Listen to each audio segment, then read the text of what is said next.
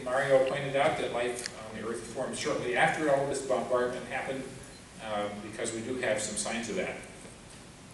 Now, here I've got a short few things to say about the Earth itself that my colleagues tell us. Obviously, the things that made volcanoes on Mars released huge amounts of chemicals into the atmosphere. They did so here on Earth as well. Carbon dioxide, hydrogen sulfide, various compounds came out. So the conditions for life here on the surface were rather variable. The continents moved around quite a lot. The names of some of the early ones here on the chart. In the beginning, we have some evidence of these from the way that the Earth is magnetized and where the rock strata can be pieced together to say, well, this was next to that. So this amazing series of things has been happening. Now, when I was in grade school, my grade school history teacher said, see how the continent of Earth, of the Americas, fits together with Africa and Asia. Africa and Europe. We could see this, but we don't know how come the scientists can't see it. So this was in the 1950s, before the idea of continental drift had been recognized as valid. Nevertheless, my grade school history teacher could see it, and it was pretty obvious where it fits. So we kept wondering, how come, where are the scientists about this? So we get some lovely surprises right here on Earth, things that are right in front of our eyes, were not noticed for a long time. Now, a little bit else about our history. I already mentioned that the continents have been moving. We have had huge numbers of ice ages modulated by volcanic activity. There's even a possibility that just before the great outburst of life, what we call the Cambrian explosion, there was a period of time when the Earth might have been frozen solid. That the idea here is that all the oceans were actually solid ice from pole to equator. Well, it's kind of dramatic to think about the possibilities that our Earth has gone through this series of events. And I think, I don't know how to interpret this, whether this is a known fact or just something we're thinking about and working on at the moment. But when you get closer to the current time and you think, well, how did human beings get here? It seems that our particular ancestral population was down to about 600 individuals living somewhere in Africa, possibly on the south coast, right about the time of what's called the Riss glacial period, about 150,000 years ago. So as a result, we're all very closely related.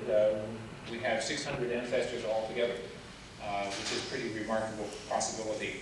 So jumping ahead a little bit, 400 years ago, Galileo pointed his little telescope in the sky. We are now celebrating this year the International Year of Astronomy. What's going to happen in the future? Here's another surprise from the geologists. It's possible that all this wonderful life that we have is going to put all the carbon dioxide that's in the air into rock. And it's all going to go into the rock over the next few hundred million years. This is not exactly immediate. And then there will not be enough greenhouse gas here to keep the Earth warm at all, and it's going to get too dang cold. So we should better get going with our space travel. Not to say that it's easier that we don't know, but we do have a certain time pressure. Now, after that, the sun is getting warmer. It's going to get too hot for us. Before the end of the solar system, the sun is supposed to expand to just about the size of the Earth's orbit. So around that time, we were going to be orbiting inside the surface of a very bright, rather red star, and it will definitely be too hot. So if we go traveling, we better figure it out. Some people think that the future of space travel is that we're going to build silicon life with transistors or the future equivalent, and it's going to go traveling through the universe. We don't know. Anyway. So why are people so excited about all of this? Well, when I was a kid, I said, well, Dad, how did we get here? He was a geneticist, so he could tell me about evolution and chromosomes and genes. Now, I just want to give you an example. If you want to know how you got here personally, you can learn something more than you might have. I have just sent my $100 to the National Geographic, and they tell me this is where my Y chromosome went. So I think it's a very cool project, and I want to put in a little plug for that. Not that this is astronomy, but I think this is part of why we all are so interested in astronomy, that we get to learn our own history. So when you ask why does the public want to do what they want to do, I think we just have a deep, very deep compulsion to know how we got here and where we're going. And so you can learn more than you thought. Now I want to illustrate a few key events of the history of the universe. Now if this works, I'm supposed to be able to show you a movie of a gamma ray burst. Now this is the object blowing up that Mario described to you. This is a star in the process of some kind of disastrous collapse, and it's showing a jet of material coming out towards us at close to the speed of light. So what we think is happening is this relativistic extraordinary collision happening, releasing material pointed at us. The reason that we can see these things at the edge of the universe is that once in a while they are aimed at us, and that's why they're so bright. So as it happens now, the record holder for the most distant object ever discovered is one gamma ray burst just seen this year, and it's at a redshift of 8.2. That means the wavelengths we receive are 9.2 times as long as they were when they were made. And this object is when the universe was 600 or 700 million years old.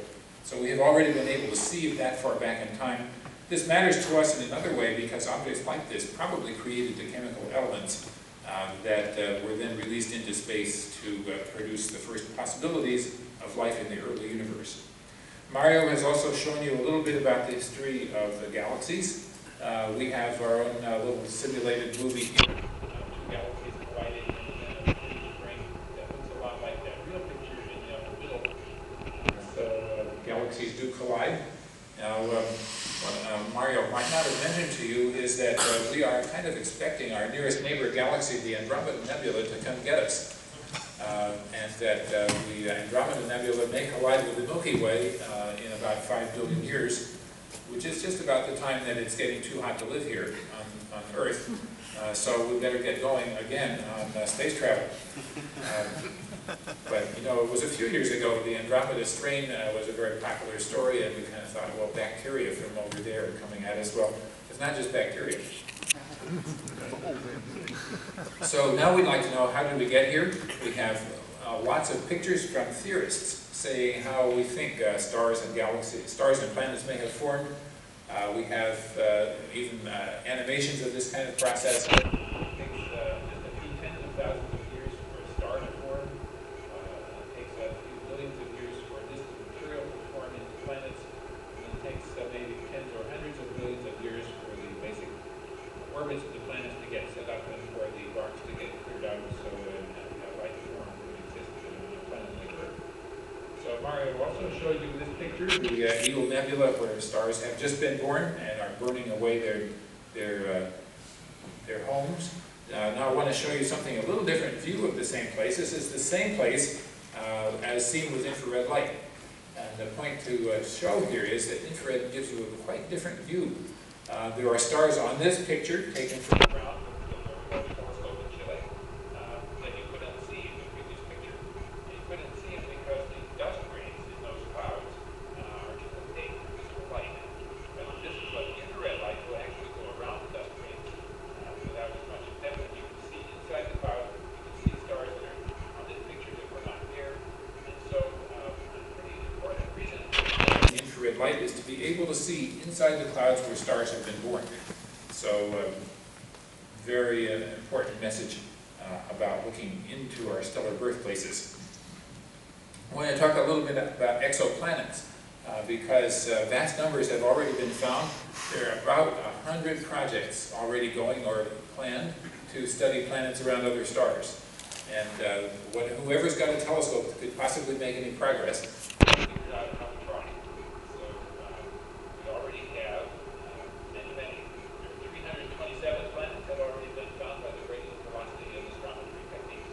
This planet going around the star will pull a little bit back and forth on the star to see the change of the velocity of that star. With great care, this method have been able to measure the velocity of a star down to 1 meter per second variation. So this is totally astonishing to an instrument builder even, and this is getting pretty close to fundamental limits. But it's enough that some planets that are not a whole lot bigger than Earth are possible to see if you get to see them close into their parent stars where the pull is strong. So that's one of the most abundant populations of stars we've found. We already now have 59 planets